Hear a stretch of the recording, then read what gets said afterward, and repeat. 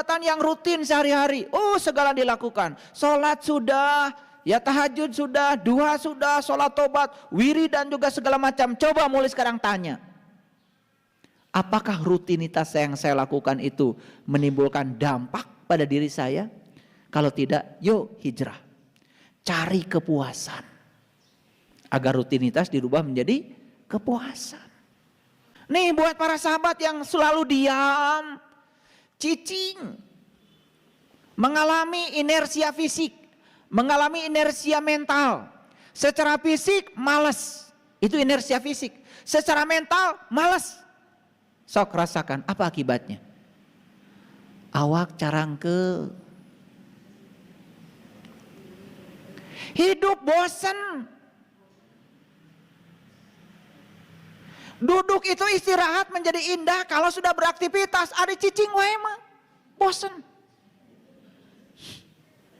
Betul nggak? Sok atuh hijrah. Hijrah. Ubah kelelahan kita yang pasif ini menjadi kesehatan yang aktif. Karena aktif itu sehat. Saya mau aktif dan saya tidak punya pekerjaan. Ya Allah, masih begitu hidup. Apa betul di rumah tidak ada yang bisa dikerjakan? Saya nanya jujur, apa betul di rumah tidak ada yang bisa dikerjakan? Bohong. Bohong. 8 kaca. Betul nggak? Sikat WC. Nah itu ya, tanaman yang kuning-kuning, pepitan. Ada rumput-rumputnya, rabutan. Rawat tanam di rumah kita. Masa nggak ada yang bisa kita kerjakan? Saya tidak percaya kalau di rumah tidak ada yang bisa kita kerjakan. Saya tidak pernah diam kok di rumah. Iya. Sambil berjemur pun saya tidak pernah diam. Berjemur cicing, nggak ada seninya. Sambil berjemur itu lah, apa aja tanaman, apa ya dikasih pupuk, apa saja yang tidak indah dibawa cutter kemudian dipotong-potong yang kuning-kuningnya bisa. Jemurnya dapat, kemudian tanaman juga bahagia. Ini masalah kita sebetulnya. Mau hijrah enggak? Mau diam terus dalam inersia fisik, mau diam terus dalam inersia mental, mau diam terus dalam kekacauan fisik, kekacauan mental, tidak mau kita hijrah.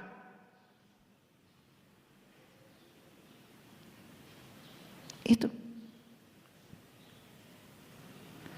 Nah, kita sudah punya pengalaman para sahabat. Semua ekspektasi kita yang terbatas, mengakibatkan kita terbatas dalam hidup. Betul nggak? Ayo lihat saya. Seberapa tinggi kita dipantaskan oleh diri kita? Diajak umroh sama saya, artos di mana? Itu karena biasa dalam ekspektasi yang terbatas. Betul? Diajak bisnis, modal di mana? Terbiasa dalam ekspektasi yang terbatas, hasilnya ya terbatas. Apa nggak bosan tinggal di terbatas terus?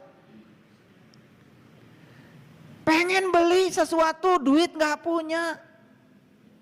Hanya mengeluhkan saja ketidakpunyaan, tetapi diam dalam ekspektasi yang terbatas. Yuk saya ajak. Dalam diri kita itu ada potensi yang diberikan Allah yang tanpa batas. Itu keren. Hijrah. Tergantung kalian memantaskan diri kalian sendiri. Tergantung kita memantaskan diri kita apa tidak. Kalau kita sering mengatakan saya tidak layak untuk itu, ya Anda akan layak untuk ini. Alhamdulillah abdi mah naik angkot ke tos binga. Ya kalau hari ini naik angkot, ya berbahagialah nggak apa-apa. Tetapi jangan ada di zona nyaman. Masa tidak mau kok terpikir untuk naik kendaraan sendiri biar punya kebebasan? Nah kalau kita memantaskan diri kita dalam ekspektasi yang terbatas, semuanya terbatas. Dalam diri kita ada potensi yang Allah berikan yang tanpa batas. Masa itu tidak mau kita gali? Karena perubahan nasib itu semua dari perubahan pola pikir. Di sini para sahabat, di sini semuanya. Kita sudah punya pengalaman, bekerja keras itu hasilnya pas. Betul? Betul nggak? Betul apa tidak? Bekerja keras itu hasilnya pas. Nah kita ingin hasilnya lebih, tapi tetap saja bekerja keras, hanya pakai otot. Ya sudah, kamu tidak akan pernah berubah. Kan punya otak. Coba berubah dari bekerja keras yang pakai otot, hijrah dulu. Jadi bekerja cerdas, pakai otak. Oh ternyata begitu pakai otak, hasilnya pun masih pas ditambah pas. Ya pas juga. Oh ada yang salah pada diri saya. Ternyata saya harus ubah. Saya harus bekerja ikhlas. Begitu bekerja ikhlas, hasilnya tanpa batas. Nah gimana bekerja ikhlas? Ini saya punya pengalaman. Saya itu kalau mengerjakan sesuatu tidak pernah memikirkan berapa besar uang yang saya dapat. Karena uang itu hanya hadiah dari semesta. Untuk memenuhi kebutuhan kita saat ini saja. Saya kalau mengerjakan sesuatu ya saya kerjakan saja. Lillah, billah, bismillah, alhamdulillah, itu modalnya. Saya jadi dosen tidak pernah memikirkan berapa gaji saya. Karena tidak dipikirkan juga tiap tanggal 1 kan datang.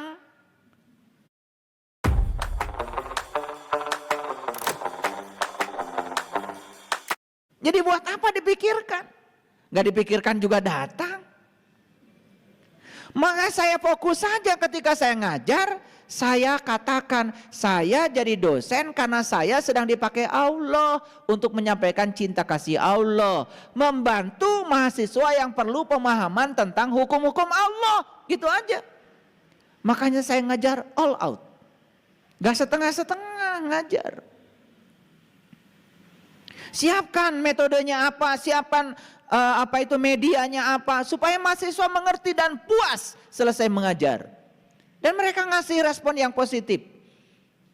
Nah respon positif itu kepuasan jauh melampaui duit yang saya terima dari negara setiap tanggal 1. Bukan pengen dipuji. Kalau saya baca di evaluasi PBM misalkan mahasiswa bilang, ya saya sangat senang belajar dengan Bapak karena Bapak sangat menginspirasi. Saya tidak akan lupa kata-kata Bapak. Itu kan menimbulkan kebahagiaan yang luar biasa. Coba kalau saya tidak suka kuliah dengan Bapak, membosankan.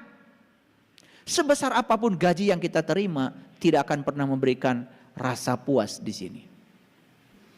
Lalu jadi dosen cuma menjalankan rutinitas, buat apa? Kan kita harus hijrah. Makanya sebelum hijrah, bekal utamanya apa? Iman. Keren banget. Orang yang mengaku beriman tetapi bukan iman beneran, saya pastikan gak akan bisa hijrah. Karena bekal hijrah itu adalah iman. Yuk lihat saya semua. Iman cukup? Gak cukup. Harus ada hijrah. Jadi kita sudah punya pola. Kalau begini metode saya hasilnya segini. Kalau saya ingin memperoleh hasil yang lebih, berarti kan harus diubah polanya, betul? Nih, pernah gak berpikir gimana caranya hasilnya banyak tetapi usahanya sedikit saja? Pernah gak mikir gitu? Pernah gak? Kalau saya selalu mikir, saya makin tua, usia saya makin tua, tidak bisa dilawan tuh hukum alam, kan itu perubahan.